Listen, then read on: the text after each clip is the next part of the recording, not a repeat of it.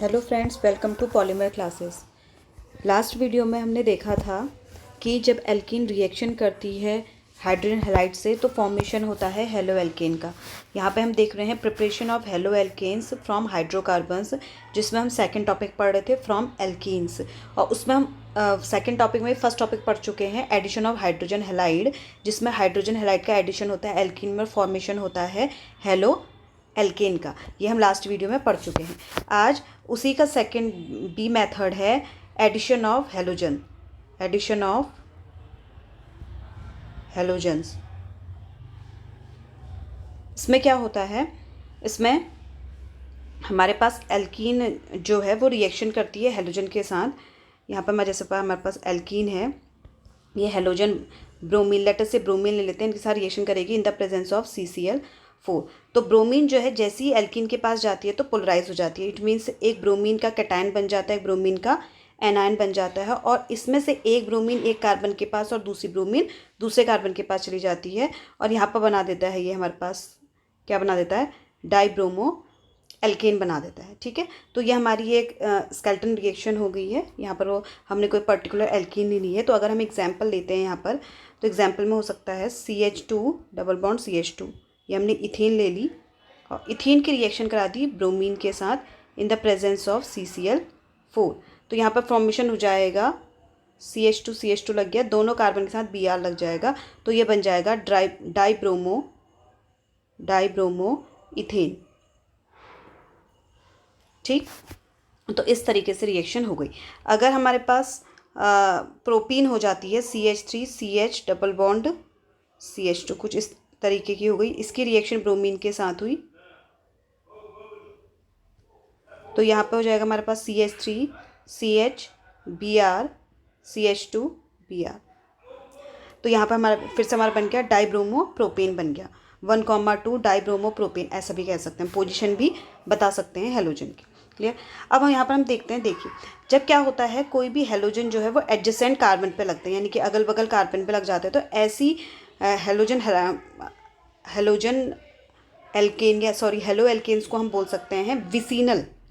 क्या बोल सकते हैं, विसिनल, विसिनल बोलते हैं ऐसे को, क्या बोलते हैं, विसिनल डाइहैलाइड बोलते हैं। Okay, vicinal dihalide. और अगर हमारे पास एक ही कार्बन पे, यहाँ पर लेटर से एग्जांपल लेते हैं CH3 C Br and CH3, ये ले लेते हैं, तो हम देख रहे हैं कि एक ही कार्बन पे 2 ब्रोमीन लगी हुई है, तो ऐसे को हम जेमिनल डाइहैलाइड बोलते हैं। क्या बोलते हैं, जेमिनल डाइहैलाइड। इनका क्लासिफिकेशन जेमिनल डाइहैलाइड के अंडर आता है। तो दो तरीके के विसिनल में एडजेसेंट कार्बन में, अब देखो जैसे हमारे पास सपोज एक एग्जांपल है, ये हमारे पास है, एक यहाँ ब्रोमीन लग गई और एक यहाँ पर ब्रोमीन लग गई, तो ऐसे को हम विसिनल या जेमिनल नहीं बोलेंगे। देखो एडजेसेंट कार्बन पे लगा होना चाहिए, यानी कि अगर मैं इस कार्बन की बात करूँ तो इसके जस्ट बगल वाले कार्बन पर लगा होना चाहिए, अगर मैं इस कार्बन की बात करूँ तो इसके जस्ट बगल वाले कार्बन पर लगा होना चाहिए, यानी एडजेसेंट कार्बन पे हमारे पास क्या लगा होना चाहिए, हेलोजन लगाना चाहिए, तभी हम उसको विसिनल बोलेंगे, और एक ही कार्बन में लग जाएगा तो जेमिनल। ये दो अलग तरीके के क्लासिफिकेशन है हमारे NCERT में, तो हमने यहाँ पर को इसको डिस्कस कर लिया है। कुछ अलग से आता नहीं है, पर ये हमारे यहाँ पर डिस्कशन हो जाता है। ठीक है, तो अब हमारे पास ये टॉपिक कंप्लीट हो गया है, preparation of hello alkene from alkene वाला टॉपिक कंप्लीट हो गया है। इसके बाद एक लास्ट प्रिपरेशन बचती है, मेथड बचती है हेलोजन एक्सचेंज मेथड। इसमें भी हम हेलो एल्कीन का फॉर्मेशन करेंगे, हेलोजन एक्सचेंज मेथड।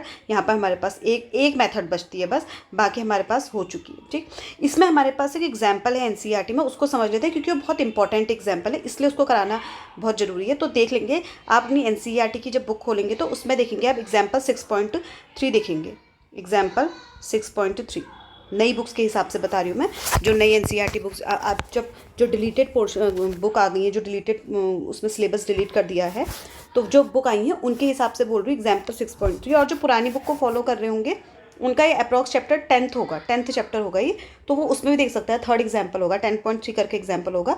वैसे जनरली जो स्टूडेंट्स हैं वो नई बुक्स फॉलो कर रहे हैं, तो उसमें एग्जाम्पल 6.3 है। ठीक है, तो उसमें ये कहा गया है कि हमारे पास एक एल्केन है, ठीक है, वो है हमारे पास CH3 CH2 CH CH2 CH3, ये हमारे पास एल्केन है, और इसका हमने फ्री रेडिकल मोनोक्लोरिनेशन करना है। क्या करना है, फ्री रेडिकल मोनोक्लोरिनेशन करना है। मोनोक्लोरिनेशन करना है तो बताना है कि कितने पॉसिबल स्ट्रक्चर बन सकते हैं मोनोक्लोरो एल्केन के, कितने हमारे पॉसिबल प्रोडक्ट या पॉसिबल स्ट्रक्चर्स बन सकते हैं, उन्होंने ये पूछा हुआ है। ठीक है, तो याद करते हैं, पहले हमने कौन सा टॉपिक पढ़ा था, preparation of halo alkane from hydrocarbon. तो उसमें पहली मेथड पढ़ी थी हमने, फ्री रेडिकल मेथड पढ़ी थी, वही फ्री रेडिकल मेथड हमें यहाँ फॉलो करनी है। तो हम क्या करते हैं, सबसे पहले इसका open structure, completely open structure नहीं बनाएंगे, कार्बन वगैरह को, कार्बन के साथ हाइड्रोजन को हम अटैच कर रखेंगे, कंप्लीट नहीं बनाएंगे, बस जो हमारे पास CH3 हैं उनको हम थोड़ा अलग अलग लिख लेते हैं। ठीक है, तो ये हमारे पास ये आ गया हमारे पास। ठीक है, ये इसका स्ट्रक्चर हो गया क्लियर।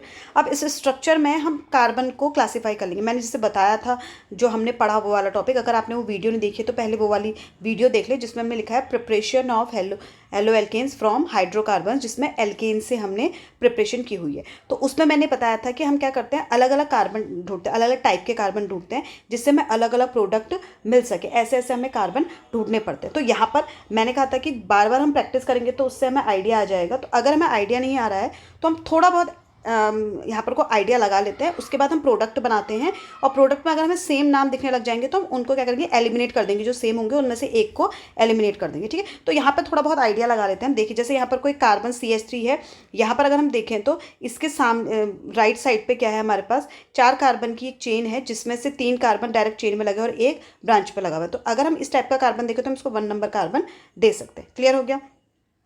अब इसके बाद हमारे पास ये वाला कार्बन आता है।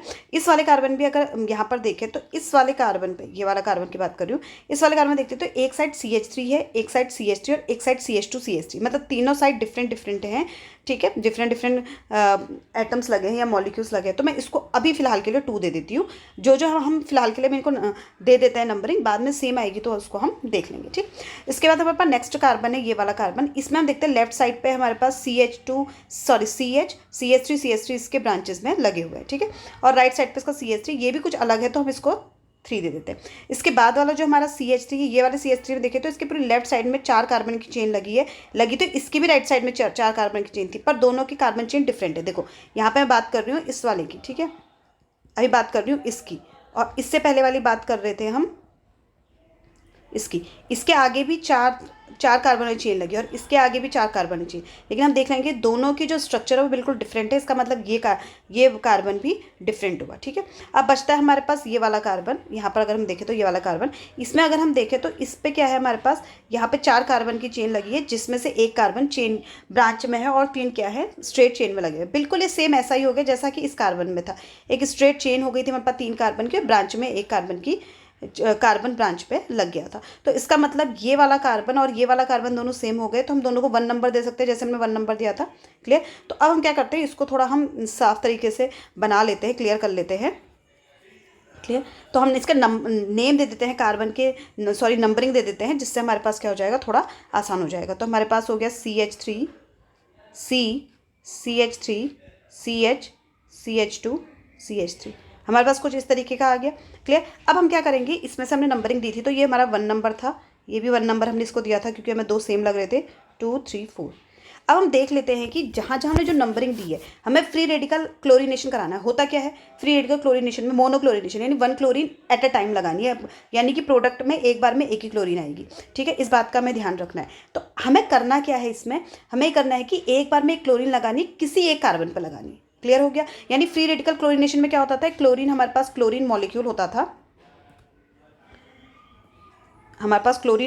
था, उस क्लोरीन मॉलिक्यूल में को हम फ्री रेडिकल के प्रेजेंस पे तोड़ते थे, यानी रेडिकल फॉर्मेशन होता था, और वो रेडिकल क्या होता था, क्लोरीन रेडिकल एक कार्बन पे क्या करता था, अटैक करता था।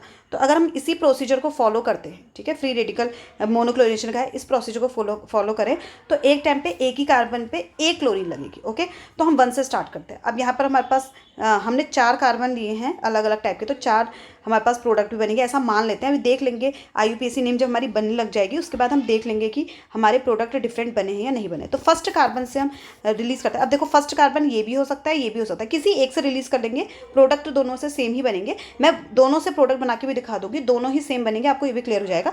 अभी मैं फिलहाल इस वाले कार्बन से हाइड्रोजन निकाल के क्लोरीन लगा रहे हैं, ठीक है। तो हम ये क्या कर रहे हैं, क्लोरीनेशन कर रहे हैं फ्री रेडिकल, और हमें पता है ये अल्ट्रावायलेट रेस की प्रेजेंस में होती है, तो हम HNU करके इसको डिनोट कर लेते हैं। क्यों करते हैं HNU, हमने 11th क्लास में स्ट्रक्चर ऑफ एटम चैप्टर पढ़ा है, तो हमें पता है कि सनलाइट जो होती है वो फोटॉन्स के फॉर्म में आती है, और फोटॉन्स का जो सिंबल होता है वो HNU होता है, इसलिए हमने इसको HNU के फॉर्म में लिख दिया। आप UV भी लिख सकते हैं और सनलाइट भी लिख सकते हैं, ऐसी कोई दिक्कत नहीं है। लेकिन आप क्लास 12th में हैं और आप इतने प्रोफेशनल हो चुके हैं कि आप सनलाइट को पहचान सकते हैं बाय द फोटॉन्स, तो इसीलिए आप फोटॉन्स दिखाएंगे तो ज़्यादा वो इंप्रेसिव लगेगा, ठीक। तो हमने क्या करा, इस कार्बन से हाइड्रोजन को निकाला, एक हाइड्रोजन निकाल के एक क्लोरीन लगाएंगे, तो मैंने लिख दिया Cl CH2, यहाँ पर CH3, बाकी में हम एज इट इज़ लिख देंगे, ठीक है। CH CH2 CH3 यहाँ पर आ गया हमारे पास ये। अब हमें ये पता है कि जहाँ से हेलोजन लगेगी हम वहीं से नंबरिंग स्टार्ट करेंगे, तो हमने यहाँ पर नंबरिंग कर दी, यहाँ से स्टार्ट की, तो 1 2 3 4, ठीक है। तो हमारे पास क्या जाएगा, 1 क्लोरो 2 मैथिल ब्यूटेन, 4 कार्बन है तो ब्यूटेन, तो जाएगा 1 क्लोरो 2 मैथिल ब्यूटेन, ठीक है। ये हो गया हमारे पास एक प्रोडक्ट। अब दूसरे कार्बन पे जाते हैं, दूसरे कार्बन से हाइड्रोजन निकाल के हेलोजन लगाते हैं, तो यह जाएगा हमारे पास CH3 CH3, यहाँ पर हमने हाइड्रोजन निकाली तो क्लोरीन ऐड हो गया, CH2 CH3।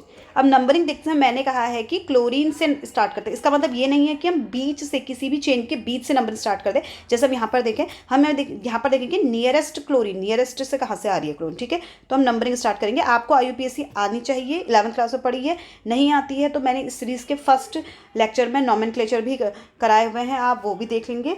और अगर आपको अलग से एक नॉमेनक्लेचर की वीडियो चाहिए तो आप कमेंट सेक्शन में डाल दीजिएगा, हम उस पर भी एक नई वीडियो बना लेंगे, क्लियर। तो हमारे पास यहाँ पर को जो प्रोडक्ट बना है वो देख लेते हैं, 2 क्लोरो 2 मैथिल ब्यूटेन, ओके। तो हम ये देख सकते हैं कि ये दोनों नाम डिफरेंट है, यानी कि अभी तक तो हम बिल्कुल सही चल रहे हैं, इतना क्लियर हो गया। अब हमारे पास तीसरा प्रोडक्ट आ जाता है, यहाँ पर हम तीसरे कार्बन से हाइड्रोजन निकाल के हेलोजन ऐड करेंगे, क्लोरीन ऐड करेंगे, तो यहाँ पर देखिए सब में रिएजेंट क्लोरीन और जो हमारे पास कैटलिस्ट HNU है वो सेम ही चल रहा है, ठीक है। तो हमें बार बार लिखने की जरूरत नहीं है, मैं अभी केवल प्रोडक्ट पे ध्यान देंगे हम लोग। तो थर्ड वाले से निकालेंगे तो हमारे पास क्या हो जाएगा, CH3 CH CH3 CH Cl CH3, तो ये प्रोडक्ट का नाम हो जाएगा। अब देखो यहाँ पर को हमें नंबरिंग स्टार्ट कैसे करनी है, हमने कहा हेलोजन, देखो प्रेफरेंस ऑर्डर पढ़ता है 11th क्लास में, तो वहाँ पे हम देखेंगे जहाँ पर से हेलोजन नज़दीक आ रही है, तो हमारे पास 1 2 3 4, तो हमारे पास राइट साइड से नंबरिंग करने पे हेलोजन 2 नंबर पे आ रही है, लेफ्ट से करेंगे तो 3 नंबर पे आएगी, इसलिए हम राइट साइड वाली नंबरिंग को सेलेक्ट करेंगे। तो यहाँ पर क्या हो जाएगा हमारे पास 2 chloro 3 Maithil butane, 2 chloro 3 Maithil butane. अब हमारे पास चौथा प्रोडक्ट बनाते हैं, चौथे कार्बन को देख करके यहाँ से हम इलेक्ट्रॉन रिलीज करते हैं, सॉरी हाइड्रोजन रिलीज करते हैं और क्लोरीन को ऐड करते हैं, तो ये हो जाएगा CH3 CH3 CH CH2 CH2 Cl, ये हो गया। तो ये हो जाएगा 1 क्लोरो, थर्ड नंबर पे है मैथिल 3 मैथिल, और ये हो जाएगा ब्यूटेन। तो हम देख सकते हैं कि हमारे सारे के सारे नाम अलग हैं, यहाँ फर्स्ट में 1 क्लोरो 2 मैथिल है, लास्ट में 1 क्लोरो 3 मैथिल है, वैसे ही 2 क्लोरो 2 मैथिल 2 क्लोरो 3 मैथिल, बस पोजीशन के डिफरेंट होने की वजह से नाम भी क्या हो गया, अलग हो गया, ठीक। तो ये 4 प्रोडक्ट बन गए। अब मैं बात कर रही हूँ कि हमने इस वाले कार्बन जो 1 नंबर पे ये वाला कार्बन था, इससे केवल हाइड्रोजन निकाल के हेलोजन ऐड की थी, हम अब एक बार यहाँ ट्राई कर लेते हैं, हम देखते हैं कि क्या प्रोडक्ट सेम बन रहा है या नहीं। वैसे तो प्रोडक्ट सेम बनेगा, पर आपको ये चीज़ क्लियर होनी चाहिए, इसलिए हम यहाँ पर को एक बार बना के इसको देख लेते हैं। तो ये हमारे पास हुआ CH3 CH CH2 Cl CH2 CH3, ऐसे ही होगा। अब हमारे पास हेलोजन यहाँ लगी है, तो हम मेन चेन किसको मानेंगे, इसको मान के चलेंगे, तो 1 2 3 4, तो हम यहाँ पे क्या देख रहे हैं, 1 पे क्लोरो 2 पे मैथिल, और पहले वाले में भी हमने देखा था 1 क्लोरो 2 मैथिल, इसका मतलब यहाँ पर अगर मैं इसका नाम लिखूँ तो 1 chloro 2 Maithil butane. Sorry, writing बहुत ही ज़्यादा गंदी हो रही है आज, मेरे हाथ पर एक्चुअली थोड़ा पेन हो रहा है, तो इस वजह से मैं लिख नहीं पा रही हूँ। नेक्स्ट वीडियो से मैं कोशिश करूँगी कि बहुत अच्छे से, ताकि मैं लिख सकूँ। अभी यहाँ पर को काफ़ी मैश हो चुका है, पर अभी आपके यहाँ पर प्रोडक्ट समझना है तो उसको हम समझ लेंगे, ठीक है। तो हमारे पास क्या हुआ, देखिए 1 क्लोरो 2 मैथिल ब्यूटेन ये है, और 1 क्लोरो 2 मैथिल ब्यूटेन ये है, तो दोनों ही प्रोडक्ट सेम बने, इसीलिए मैंने इन दोनों कार्बन को 1 1 नंबर दे दिया था। तो हम क्या करते हैं कि इस वाले प्रोडक्ट को यहाँ से हटा देते हैं, क्लियर हो गया। तो अगर हम देखें कि हमारे पास जो कंपाउंड उन्होंने दिया था मॉलिक्यूल, हमें मॉलिक्यूल दिया था CH3 C CH3 CH CH2 CH3, ये हमें एक मॉलिक्यूल दिया हुआ था, कंपाउंड दिया था, इससे हमें मोनो क्लोरो मोनोक्लोरो एल्केन बनाना था और वो हमने यहाँ पर को बना लिया। तो हमारे पास टोटल कितने बने, 4 बने। तो क्वेश्चन में हमसे उस ये बोलता है कि आइडेंटिफाई करो कि हमारे पास कितने इस मॉलिक्यूल से कितने क्लोरो एल्केन बन सकते हैं, मोनोक्लोरो स्ट्रक्चर आइसोमर्स बन सकते हैं। तो हमने यहाँ पर देख लिया कि हमारे पास कितने तरीके, 4 तरीके के बन गए हैं। तो आपकी बुक में एनसीईआरटी में इनको सीधे सीधे ही प्रोडक्ट को बना दिया गया, उसमें समझाया नहीं। क्यों नहीं समझाया है? क्योंकि हम ये चीज़ पहले ही टॉपिक में पढ़ चुके हैं, ये हमें अपने एक्सप्लेनेशन में समझना है, ठीक है। एनसीईआरटी में तो अगर हर चीज़ समझाने लग गए तो फिर तो बुक तो बहुत ही बड़ी हो जाएगी, क्लियर। वहाँ पर बस आपको एक टॉपिक समझा दिया जाता है और फिर आपने एग्जाम्पल में उसमें खुद उस टॉपिक से रिलेटेड जितनी नॉलेज है उस रिलेटेड नॉलेज को वहाँ लगाना होता है एग्जाम्पल में और सॉल्व करना होता है, ठीक है। तो एग्जाम्पल 6.3 हमने कर लिया है। नेक्स्ट वीडियो में हम last method, preparation of halo alkane में लास्ट मेथड देखेंगे, हेलोजन एक्सचेंज मेथड देखेंगे और उसके बाद हमारा preparation of halo alkane topic क्या हो जाएगा, कंप्लीट हो जाएगा, क्लियर। यहाँ पर कुछ समझ में ना आया हो तो कमेंट सेक्शन में आप पूछ लीजिएगा। मिलते हैं नेक्स्ट वीडियो में, बाय बाय।